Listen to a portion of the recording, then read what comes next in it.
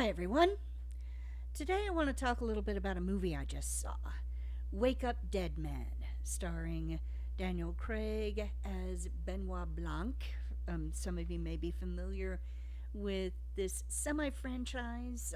The Knives Out franchise started with Knives Out and then continued in Glass Onion. And now we have a new film. It's going to be in theaters briefly. But this is not really briefly before it goes to Netflix, sorry. But this is not really a review. I did find the movie compelling. I would recommend it. And I absolutely love Daniel Craig's Benoit Blanc to pieces. I think he's delightful. But that's not really what I want to talk about concerning the movie. When I teach English 102, which is an introduction to literary analysis, one of the things I like to ask my students is a simple question: what is this story about? Now, you can answer that question in terms of plot. Well, this character did this and this and this, and then this happened. But that's not going to get you very far down analysis street.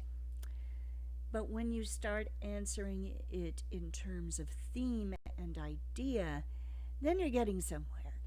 And in good quarters, which this one is, I will have students that when this question is asked, will go immediately into that thematic and idea territory in terms of what's the story really about? What kind of story is this?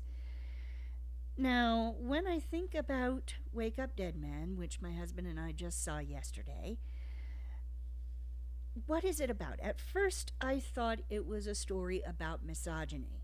And while that is an element of it, and I hasten to say that even though it does deal with misogyny, the movie itself is far from misogynist. In fact, with the exception of Benoit Blanc and one other character, the most sympathetic figures in the movie are women. But this is, again, it's kind of hard to talk about a Benoit Blanc movie without venturing into spoiler territory. But since we're not talking about the plot, that hopefully will make it easier for us. But after thought, and I guess we see when it comes to ideas, we tend to see what we're looking for, or we tend to see the thing, our mind goes to the thing that it's most concerned with. But this movie really is about faith. And that's one of the reasons I wanted to talk about it on today. This is November the 30th, and in 2025, November the 30th is the first Sunday of Advent season. So today, my husband and I are going to do a little bit of Christmas decorating. We're going to put, we're not putting up our tree yet. That's too big an operation for today. But we're going to put up our mantle, our standalone Christmas tchotchkes. So, on this first Sunday of Advent, want to talk about a movie about faith and how it presents it. What should our faith look like? What should it sound like? How should we express it? Now, one of the main characters in this film is a man of power within the church, the Catholic Church. And he uses faith to justify his anger and his bigotry. And a lot of his anger, this is why I mistook what the movie was about, because during the first half of the movie it became clear that a lot of his anger and his bigotry has its root in a deeply held misogyny, a belief that basically women are to blame for everything, and that the simple fact of being a woman is a shameful thing. If you are a woman, then somehow it's your fault, whatever it might happen to be. And as he goes on, as I started to get to know him better, He goes into several rants. I see him talking about the church must work against modernity. So he justifies his anger in saying that the church is in a battle, is locked in a battle against modernity. And of course, when men like this say modernity, they're essentially saying that what they really want is to just get rid of the 20th century, just erase the 20th century and pretend that all the progress made in the 20th century in terms of civil rights and civil liberties, pretend all that didn't happen.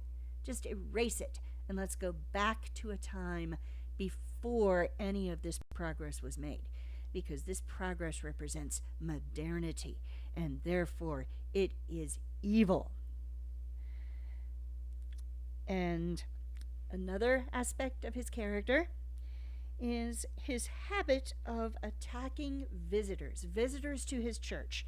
He will seek them out in the congregation and he will design his sermons specifically to drive them out of the sanctuary, to send them packing.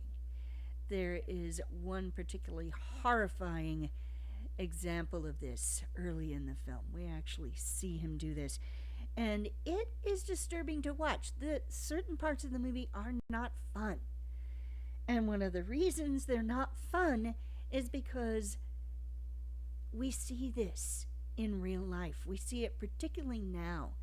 People who use Christianity as a weapon, a means to radicalize people, to feed anger, to feed resentment, to feed hate, and to suggest that the world or modernity is the enemy and you have to fight that enemy, and that enemy usually comes in a female shape. We've seen this in real life in recent days. Men like Joel Webben and Doug Wilson. These are people who have been in the news, in the public eye, because of their views, because they are very much like this man in the movie. So this is not a 100% fictional figure.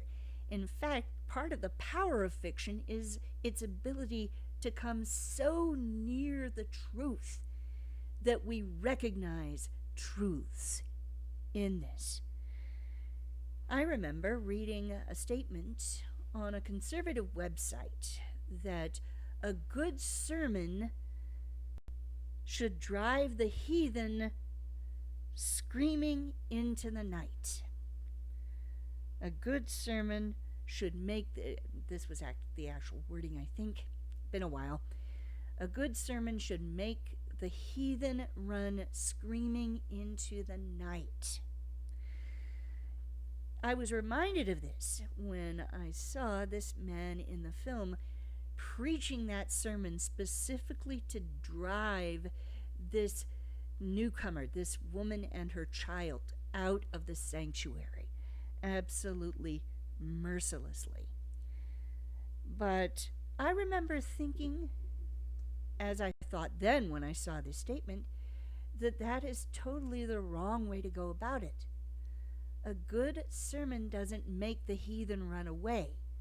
A good sermon makes the heathen sit and listen. After all, it really isn't all that much of an accident that some of the most powerful advocates for Christ in the history of the church, from St. Augustine to C.S. Lewis, have started out as non-believers, have been pagans or atheists at some point. What if they had been subjected to this kind of bigotry?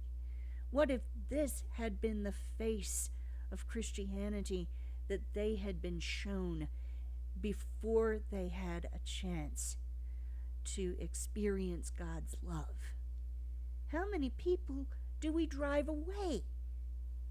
How many people do we drive away because we are so dedicated to the idea that what we believe or the people that we hate, God must hate also.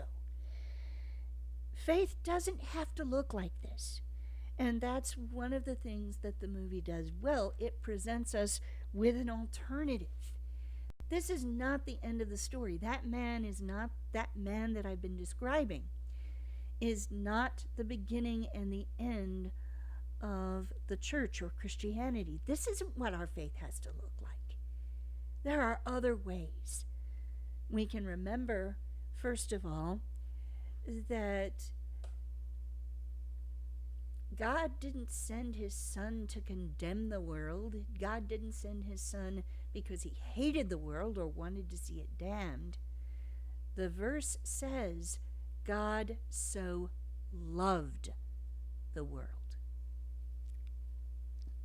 And that tells me that it is not God's will that anyone should be lost. It is not God's will that anyone should fall because they get hit in the face with a storm of bigotry. They run up against a wall of bigotry when they start to ask questions and explore the church. It doesn't have to look like that. It does not have to have its roots in misogyny. It does not have to have its roots in the idea of who deserves power and who does not. So those are just some words on the first Sunday in Advent on this film, Wake Up Dead Man. Again, I do recommend it. Movies like this that show religious figures or powerful people in the church in a negative light tend to get hammered by the establishment. And oftentimes, in hammering these movies, the establishment doesn't really see that an alternative is presented. I remember when the film Philomena came out. It stars Judi Dench as a woman who, in her youth, had a baby out of wedlock and had been living at a home run by a group of nuns. And without her consent, the nuns gave the child up for adoption, did not even give her a chance to make that decision for herself. And so she was looking for her son. That was the thrust of the movie. But the church got mad about this because of the way that it depicted the nuns. That's not what I walked away with. When I remember about that movie, when I think about it, is that despite the fact that people in power within the church did her dirty, that they were cruel in their treatment of her, she still held on to her faith in God. Thank you.